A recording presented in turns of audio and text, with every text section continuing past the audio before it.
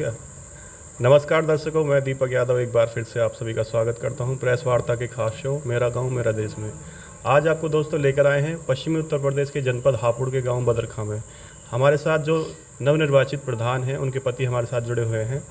Master जी से इनसे बातचीत करवाते हैं आपकी, तो लेते हैं जो आने वाले समय में क्या क्या योजनाएँ जो प्रधान बना रहे हैं अपने गाँव के लिए, विकास कार्य करवाने के लिए। तो सर, स्वागत है आपका हमारे शो में। बहुत बहुत शुक्रिया दीपक जी। जी देखिए, जैसा आपका सवाल है कि किस तरीके से गांव में विकास कराएंगे, तो प्लान के थ्रू ही आदमी को काम कराने चाहिए, अन्यथा काम आदमी का फेल हो जाता है।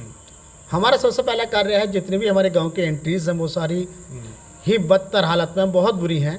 उनको सबसे पहला रेस्पॉन्स है हमारा कि सबसे पहले उनको सही कराया जाए। आऊँगा, उन चीज़ों पर आऊँगा। पहले जो प्रधान जो नियुक्त हुए हैं उनकी क्या शिक्षा है? और देखिए, वो तो चूँकि जिस गांव से उनका ताल्लुक़ है वहाँ पर स्कूल की उपलब्धता नहीं थी, इसलिए उनको हमने यहीं पर आकर के जूनियर की तालीम दिलाई है और हम उम्मीद ये करते हैं कि जो उनकी तालीम है उनको आगे बढ़ाएंगे। आप उनका पूरा सहयोग? बिल्कुल, हमारे बच्चे भी सब वेल क्वालिफाइड है और हम भी, और उनको हम आगे पढ़ाने के लिए कोशिश कर रहे हैं। ऐसी क्या समस्याएं थी गांव में जिनको देखकर आप मतलब चुनाव में आए और अपनी वाइफ को प्रधान आपने बनवाया? देखिए, एक लंबे समय से हम लोग समाज सेवा से जुड़े हुए हैं और गांव की क्या जो ग्राउंड रूट्स, जो जड़ की समस्याएं हैं, उनको मैं बड़ी बारीकी से जानता हूं। चूँकि 30 साल मुझे स्कूल चलाते हुए कि शिक्षा क्षेत्र से जुड़े हुए हो गए और इसके साथ साथ सामाजिक कार्य में मेरे अपना पूरा जीवन न्यौछावर कर दिया है, इसलिए मुझे बात अच्छी तरह से मालूम है कि गाँव की समस्याएँ हैं क्या। अब तक जो प्रधान आपके गाँव में रहे हैं उनके कार्यों के बारे में आप क्या कहेंगे? देखिए, दूसरों की तनकीद करना बड़ा आसान होता है, लेकिन मैं आलोचना में न जाकर के मैं ये कहना चाहूँगा कि जितने भी जो हमारे यहाँ उपभोक्ता या इस योग्य थे कि उनके राशन कार्ड बनवाया जाए, किसी प्रधान ने उस तरफ ध्यान नहीं दिया। ऐसा सिंगल पर्सन मैं हूँ कि जिसने उनके घर जाकर के राशन कार्ड बनवाए। उनके जो शौचालय के योग्य थे उनके शौचालय नहीं बनवाए प्रधान जी ने, मैंने जाकर के उनके घर शौचालय बनवाए और जितना मैं कर सकता था, जो मेरा उत्तरदायित्व था, मैंने पूरी तरीके से उसको निभा किया। बात करेंगे सामाजिक सौहार्द की। आपके गांव में सामाजिक सौहार्द किस तरह? देखिए, हमारे आपके गांव में मुस्लिम भी हैं, तो आज देखा जा रहा है धर्म की राजनीति जो उछाल पे इस समय पे, उसको किस तरीके से आपके गांव के जो लोग लेते हैं? देखिए, एक कहावत है, सत्यमेव जयते, हमेशा सत्य की ही जीत होती है। ये कुछ समय के लिए ऐसी समस्याएं पैदा हो जाती हैं, कुछ असामाजिक तत्व होते हैं जो भाईचारे में हमारे रोड़ा अटक जाते हैं और उसको एक बड़ी दीवार बना कर खड़ा कर देते हैं, जो कि हमारे देश के लिए, ख़ास तौर से हमारे जैसे देश के लिए बहुत दुखद है। हमें चाहिए कि हम हिंदू मुस्लिम की इन बातों से हट कर के हमें चाहिए कि हम अपने देश के विकास और उत्थान के लिए बात करें, एकता की बात करें, ताकि दुनिया में हिंदुस्तान का नाम हो सके। अभी जो पंचायत चुनाव हमारे जो संपन्न हुए हैं, इनमें काफ़ी जो प्रत्याशियों ने काफ़ी पैसा खर्च करा है, काफ़ी महंगा बना दिया इनको, जो आम लोग हैं उनके पहुँच से दूर बना दिया एक तरीके से। तो उसके ऊपर आप क्या टिप्पणी करना चाहेंगे? देखिए, इसके लिए जिम्मेदार सिर्फ उम्मीदवार नहीं, बल्कि जो आवाम है, जो प्रजा है, जो हमारा एक लोकतंत्र का ढांचा है, वो भी उसके लिए जिम्मेदार है। वो लोग इलेक्शन को महंगा बनाते हैं। उम्मीदवार की मजबूरी हो जाती है जब वो लोग इस तरह की हकीकत सामने आती है कि कोई कुछ मांग रहा, कोई कुछ खाने के लिए, कुछ पीने के लिए, कुछ पैसा चाहिए कि, तो उम्मीदवार की मजबूरी हो जाती है उनके साथ ये सब करने का। अकेला ही उम्मीदवार जिम्मेदार नहीं है, बल्कि हम सब लोग उस काम के लिए जिम्मेदार हैं। क्या क्या चुनौतियाँ रही उनको आपने फेस करा और आपको सफलता मिली? अब कैसा महसूस हो रहा है आपको? देखिए, हर इलेक्शन के बाद में जिसको जीत होती है उसको तो बहुत अच्छा महसूस होता है। मैं भी उनमें से एक हूँ और मुझे भी अच्छा लग रहा है। जिन लोगों ने मेरा साथ दिया, जो लोग मेरे समर्थन करें, उनका भी शुक्रिया है। और जो लोग मेरे अपोजिशन में रहे, लेकिन मैं उनसे ये निवेदन करना चाहूँगा कि गांव के विकास में मेरा साथ दें और गांव को साफ सुथरा रखने में मेरा साथ दें, क्योंकि हमारे मन में ना किसी के लिए घृणा थी, ना है, ना नफरत थी, ना है।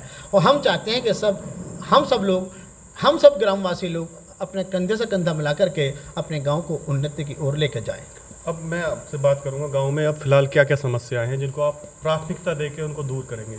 देखिए, गांव में तो ये तो बहुत सारी समस्याएं हैं, लेकिन उनमें मुख्य समस्याएं हैं जो मुख्य मार्ग हैं, जो गांव को रास्ते से जोड़ते हैं, मुख्य रास्ते से जोड़ते हैं, उनकी समस्याएं हैं। दूसरा, कुछ तालाब हैं जो लबालब भरे हुए हैं, गाँव में बहुत गंदगी फैली हुई है, मच्छर हैं, और एक कोरोना जैसी महामारी बीमारी के वक्त में वो अभी तक साफ नहीं हो पाए हैं। उनके लिए भी मैं अनुरोध करूँगा सरकार से और अपने प्रशासन से कि वो ग्राम में आकर के उन समस्याओं को देखें और हमारे साथ मिल करके उन समस्याओं का निराकरण करने का प्रयास करें। अभी आप शिक्षा के क्षेत्र से जुड़े हुए हैं, शिक्षा की और स्वास्थ्य की क्या व्यवस्था है आपके गांव में?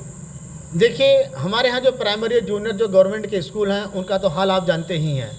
उनमें कितने कितने महंगे टीचर्स हैं, कोई 80,000 ले रहा है, 70,000 ले रहा है, लेकिन वो पढ़ाई जो है 7,000 की भी नहीं करते। ये बड़े अफसोसजनक बात है। जो हमारे सुप्रीम कोर्ट और हाई कोर्ट की टिप्पणी भी आई थी कि हर सरकारी कर्मचारी या हर सरकारी अधिकारी अपने बच्चों को प्राइमरी जो गवर्नमेंट के कॉलेज हो स्कूल्स हैं उनमें पढ़ाएगा, लेकिन सिर्फ ये कागजों पर रहा है। कोई भी सरकारी अधिकारी कर्मचारी अपने बच्चों को जो है सरकारी स्कूल में पढ़ाना पसंद नहीं करता, वह कॉन्वेंट या मॉन्टेसरी स्कूल में भेजना पसंद करता है। जब तक ये दोहरी नागरिकता या जब जो सोच हमारे बीच में रहेगी तो तब तक हमारा देश विकास नहीं कर सकता। प्रधान जी, स्वास्थ्य के लिए भी इतनी बड़ी आबादी आपके गांव की है, स्वास्थ्य के लिए भी कोई योजना है आपके गांव में? देखिए, स्वास्थ्य के लिए जो योजना है कोई हमारे यहाँ परिपक्व योजना अभी नहीं है। लगभग जो 14-15 हज़ार आबादी है, 2011 के अनुसार 8500 आबादी थी, अब मैं समझता हूँ कि 13-14 हज़ार हो रही होगी। तो इस कंडीशन में कम से कम एक डॉक्टर्स की हमारे गांव को अति आवश्यकता है, लेकिन जो कि नहीं है।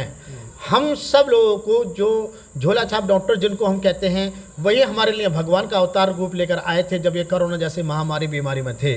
क्योंकि कोई भी जितने ये सरकारी डॉक्टर्स थे उनमें से किसी ने गांव का हाल नहीं जाना, और ना ही गवर्नमेंट ने कोई सरकारी डॉक्टर्स यहाँ पर भेजे कि वे गांव का हालात कैसे देखिए। लेकिन ये सब जो टाइम गुजरा है राम भरोसे रहा, और ये जो डॉक्टर्स हैं जो हमारे पास जिन्हें झोला छाप कहते हैं, यही हमारा भगवान का अवतार का रूप लेकर आए और इन्होंने ही हमारी बड़ी मदद की है। जी, जो अन्य जो प्रतिनिधि हैं, जो विधायक हैं, सांसद हैं और जो जिला पंचायत के अन्य प्रतिनिधि आपके गांव में चुने गए हैं, उनकी क्या भूमिका रहने वाली है? अब तक क्या उनकी भूमिका रही है गांव के लिए आपके? देखिए, ये जो जिम्मेदारी है, जिला पंचायत हो या प्रमुख हो, बीडीसी हो या प्रधान हो, प्रधान तो एक बार चुन गया, चलिए वो तो चुन गया, लेकिन ये जो लोग होते हैं इनमें ऐसा कई बार होता है, ये जब चुने जाते हैं तो सिलेक्टेड वोट होती हैं, अक्सर वो लोग बिक जाते हैं। अक्सर देखने में आया है जो सारी जिम्मेदारियां प्रधान पे डाल दी जाती हैं, लेकिन पंचायत का चुनाव बीडीसी का भी होता है, प्रमुख भी बनते हैं और जो जिला पंचायत सदस्य अध्यक्ष भी बनते हैं, उनसे कोई जवाबदेही नहीं मांगी जाती। वो अपने चुनाव लड़ते हैं, पैसा खर्च करते हैं और घर बैठते हैं। अपने जो जिम्मेदारी होती है सारी प्रधान पे होती है। जी जी, तो ये बड़ी से उनको सहयोग मिले काम करने में तो बहुत अच्छा रहेगा आपके लिए भी और गाँव के लिए भी। ये बड़ा अजीब सा मामला है।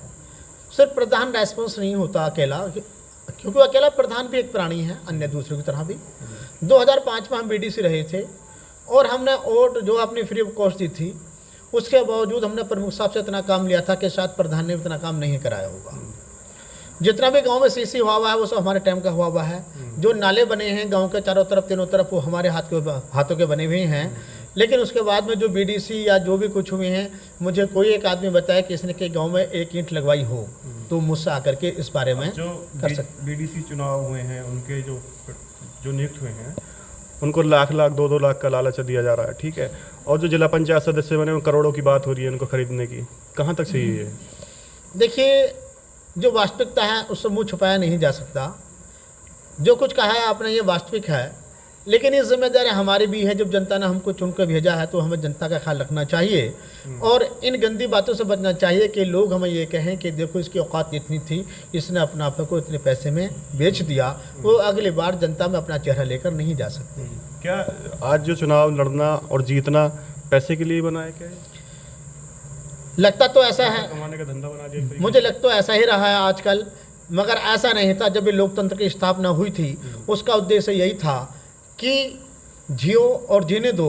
जो भी आप करते हैं, इंसान का काम है दूसरों के काम आना, और हर इंसान जो इस योग्य बनाया है कुदरत ने उसके अंदर वो गुण पैदा किए हैं, तो उसको चाहिए कि दूसरे के काम अच्छे काम करे, दूसरे के दुख में काम आए, दर्द में काम आए, उसकी जैसे भी सहायता कर सकता है, वो चाहे आर्थिक हो, सामाजिक हो, एनीवे जिस तरीके से भी हो उसे उसकी सहायता करनी चाहिए। लेकिन हमने इसका रूप बदल कर रख दिया है, जो ही कि बहुत ही दुखद है। प्रधान जी, एक मैं आपसे विचार लेना चाहूँगा। जो आज प्रदूषण की बड़ी समस्या है, पर्यावरण को कैसे बचाया जाए, किस तरीके से साफ स्वच्छ रखा जाए और पर्यावरण के लिए कैसे जागरूकता लोगों में फैलाई जाए, तो उसके लिए कोई योजना है आपके पास में? क्योंकि इसमें तो कोई पैसा खर्च होने वाला है नहीं, जन चेतना का सवाल है ये।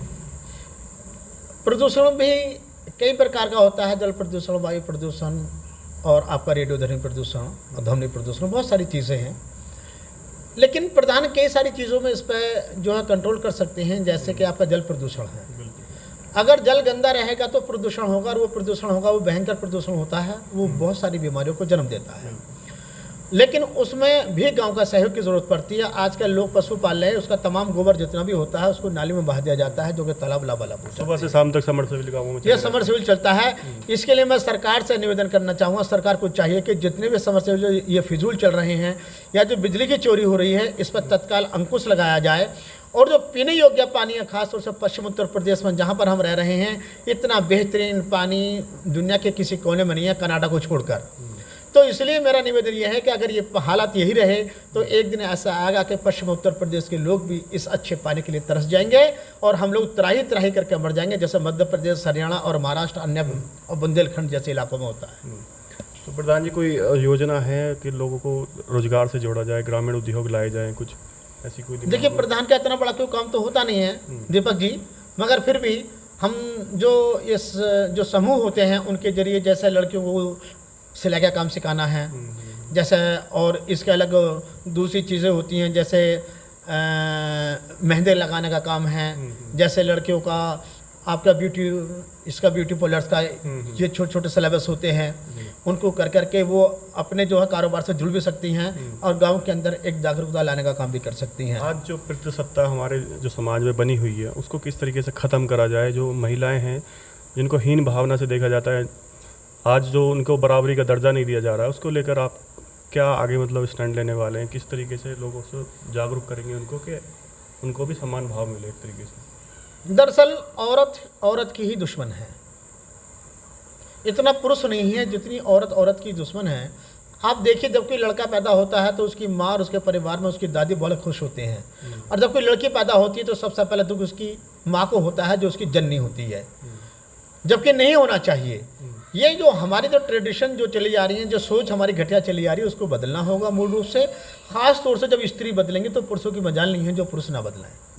ये हम अपनी जिम्मेदारी समझें। बेटी और बेटा दोनों को जन्म एक जननी देती है और उसका रेस्पॉन्स ये होता है, उसकी रेस्पॉन्सिबिलिटी बनती है कि दोनों को अधिकार बराबर दे और दोनों को ही एक नज़र से देखे। लेकिन अफसोस है कि सबसे पहले जननी ही उसमें फ़र्क करती है और उसके बाद में जो परिवार के दूसरे सदस्य होते हैं वो उसका अनुसरण करने लगते हैं। जी, आने वाले समय में जो 2022 का विधानसभा चुनाव है, उसको क्या अपील करना चाहेंगे हमारे दर्शकों से? किस आधार पर अपने प्रत्याशी का नियुक्त करें, वो किस आधार पर उनको चुने? देखिए, मेरी अपील जनता से यही है कि जो नेक्स्ट इलेक्शन एमएलएस का होगा उसमें जो हमारी अपनी क्षेत्र की समस्याएं हैं, देश की समस्याएं हैं, स्टेट की समस्याएं हैं, ऐसी समस्याएं कि जिससे पूरे समाज का भला हो। व्यक्तिगत समस्या नहीं, व्यक्तिगत समस्या मेरी हो सकती है। आजकल चुनाव जातिगत हो गए, धार्मिक हो गए, उनको लेकर भी बड़ी समस्या उत्पन्न हो रही है। कोई जो मूल मुद्दे हैं वो तो एक तरीके से गायब भी हो जाते हैं। हिंदू मुस्लिम की राजनीति, जात पात की राजनीति होती है चुनाव में। यही तो दुखद है। हमारा देश दुनिया का सबसे बड़ा एक लोकतांत्रिक देश है जहाँ पर दुनिया का सबसे बड़ा लिखित संविधान लागू होता है। हमारा संविधान इतना प्यारा और प्रिय संविधान है कि हम जिस पर अगर चलें तो हमें कोई भी परेशानी नहीं होगी। लेकिन दिक्कत यह है कि कदम कदम पर हम अपने संविधान का गला घोंटते हैं और कानून को तोड़ने में जितना शायद हमको मज़ा आता है इंडियन को, शायद किसी और देश में इतना मज़ा ना आता हो। बहुत से देश ऐसे हैं जहाँ पर लिखित कानून ही नहीं। देखिए, the best democracy of the world England को दुनिया के सबसे बेहतरीन लोकतांत्रिक देश कहा जाता है, लेकिन वहाँ पर कोई रिटन कॉन्स्टिट्यूशन नहीं है।